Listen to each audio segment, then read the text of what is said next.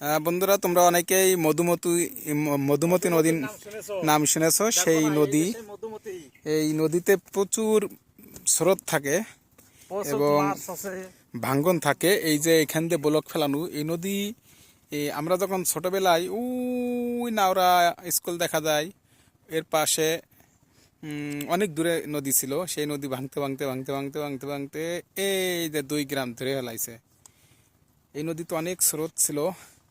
এই নদীতে ওই মাঝামাঝি অনেক আগে বিশাল এক গোলা ছিল, হয়তো নাম শুনছো, গন্ধবাইরের গোলা।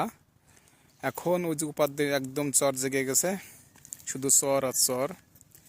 এই নদীতে অনেক ইতিহাস আছে আমাদের। এই নদীতে আমরা ছোটবেলা আসছি, মাছ ধরছি, গোসল করতে নামছি, আমরা কলা গাছ নিয়ে এই নদী ঝাঁপায়ে উপার চলে গেছি। অনেক ইতিহাস আছে সেই নদীর পাশে আসা।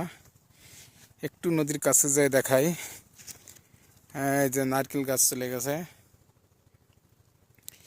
নদীর পাশে যাদের বাড়ি তারা এই নদীতে মাছ ধরে, নদীর টাটকা সেই নদীর সুস্বাদু মাছ পাই। আমরা অনেক মাছ ধরছি।